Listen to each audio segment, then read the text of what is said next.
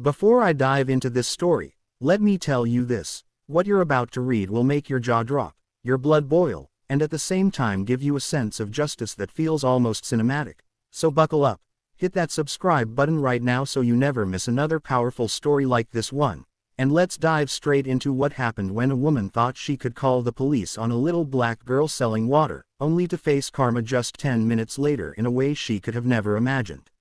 The day was blazing hot, the kind of summer afternoon where the pavement feels like it could fry an egg and even the air itself seems to shimmer with heat. And in the middle of this, on a quiet street near a bustling park in San Francisco, an 8-year-old black girl named Aaliyah stood with a small folding table and a few bottles of ice-cold water she had begged her mother to let her sell to passers-by. Her idea was innocent and simple. She wanted to earn enough money to buy herself a ticket to Disneyland because she had been watching commercials on TV and dreaming of meeting Mickey Mouse in person. And her mother, a hard-working single parent named Denise, decided it would be a good lesson in entrepreneurship and responsibility. So she helped her daughter set up a little stand with a handwritten cardboard sign that read, "Water $1," in big, cheerful letters. But as innocent as this seemed, not everyone viewed it that way, because just down the block, a woman named Karen, yes, the kind of person who seems to embody the internet's worst stereotype of entitled behavior, was glaring from her apartment window, sipping iced coffee and muttering to herself about how the girl didn't have a permit to sell water, how it was illegal, and how it was disturbing her peace even though the girl wasn't loud or disruptive at all, just politely calling out, "Cold water. $1." to joggers, families, and dog walkers passing by, some of whom smiled warmly and bought a bottle or even slipped her an extra dollar just because they admired her determination. Karen, however, was not amused. She had always carried herself with an inflated sense of authority, as if the rules applied differently to her and as if she were some self-appointed guardian of order in the neighborhood, and she decided she wasn't going to let this slide. With a dramatic flair, she picked up her phone, dialed the non-emergency police line, and reported that an unauthorized vendor was selling water on her street, adding exaggerated claims that there was disturbance and possible harassment of pedestrians, which was a blatant lie, but in her mind, she thought she was cleverly disguising her pettiness as concern for the law. Meanwhile, Aaliyah's mother Denise noticed Karen peering from the window and whispered to her daughter not to worry, but she could sense that tension was brewing, because she had seen the type before. The kind of woman who couldn't stand to see a little black girl doing something positive and innocent without trying to tear her down.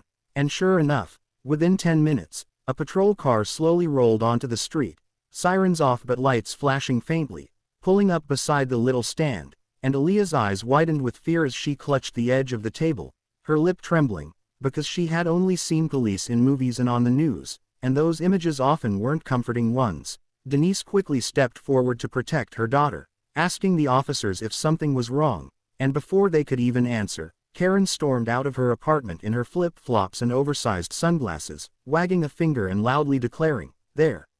That's the little girl. She's selling water without a permit. It's against the law. You need to shut this down."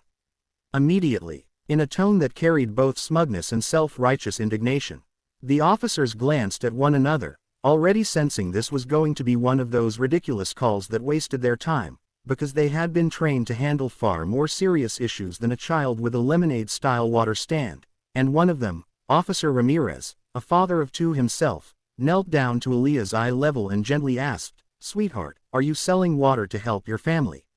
And Aaliyah nervously nodded and explained about Disneyland, her voice trembling but hopeful, and Ramirez smiled softly, realizing this was nothing more than a child's innocent summer hustle, while Karen kept ranting about permits. Rules are rules, and how? If we let her do it, what's next? Unlicensed food trucks. The twist of karma began brewing right there, because as Karen was ranting, a group of people walking by started filming the scene on their phones, recognizing the absurdity and injustice of an adult woman calling the police on a child for something so harmless, and soon, murmurs of, "Wow, really?" and "She's just a kid," filled the air, with one woman in yoga pants outright telling Karen, "You should be ashamed of yourself," while another man shook his head and muttered, "This is what privilege looks like." The officers, clearly uncomfortable with being put in this position, stood up and addressed Karen directly, telling her that technically, while selling water without a permit could be considered against city rules, They had no intention of punishing a child for this, especially given the harmless circumstances, and that perhaps she should consider whether this was really worth escalating. But Karen wasn't satisfied. She crossed her arms and shouted, "If you won't do your jobs, I'll call your supervisor." Raising her voice loud enough that even more passers-by stopped to see the commotion, and the crowd's disapproval of her was growing like a wave about to crash. At that exact moment, karma struck in an almost cinematic twist. A city inspector happened to be walking by on his way to lunch, and the crowd, sensing the opportunity, flagged him down to ask if selling water was really such a big crime. And as he approached, his eyes shifted from Aaliyah's innocent little stand to Karen's own setup in her driveway, because it turned out Karen herself had been running a small, boutique garage business for months, selling scented candles and homemade soaps without a permit, something the inspector had already received anonymous complaints about but hadn't tracked down the source of until now. With perfect timing, the inspector walked past Aaliyah and directly to Karen's driveway, peering at the shelves of products displayed in plain view, and calmly asked Karen if she had her vendor's license available for inspection. The color drained from Karen's face as the crowd erupted into gasps and chuckles, realizing that the very woman who tried to weaponize the law against a child was herself guilty of the same so-called crime, only on a much larger and more deliberate scale. And before she could spin an excuse, the inspector began writing her a citation for operating without a permit, warning that she could face a fine of up to $1,000 and that her business would be shut down until she complied with city regulations. Karen sputtered, trying to argue, but her voice was drowned out by the murmurs of "karma" and "serves her right" rippling through the crowd, while little Aaliyah looked up at her mother, eyes wide with relief and wonder, asking softly, "Mommy, is it okay now?" To which Denise smiled and hugged her tightly, whispering, "Yes baby, you're safe, and look, karma took care of it." By now, one of the officers even pulled out his own wallet and handed Aaliyah a $20 bill, saying, "This is for Disneyland, don't let anyone stop your dreams," and soon others followed, tossing bills onto her table as donations, with the crowd turning her little stand into a symbol of resilience and community support, while Karen, red-faced and furious, stormed back into her apartment, slamming the door as people continued filming, her reputation effectively ruined in the neighborhood and soon online as the video went viral within hours under the title, Permit Patty 2.0. But karma wasn't finished with Karen yet, because the video spread so quickly across social media that local news outlets picked it up, replaying the footage of her yelling at the police and then being cited by the inspector, and within days, her little candle and soap side hustle not only faced the city fine but also collapsed completely as online reviewers bombarded her pages with one-star reviews, calling her the woman who called the cops on a child selling water, and major retailers who had been considering carrying her products cut ties immediately to avoid bad publicity, leaving her with boxes of unsold inventory piling up in her garage, while Aaliyah's story, on the other hand, captured hearts everywhere.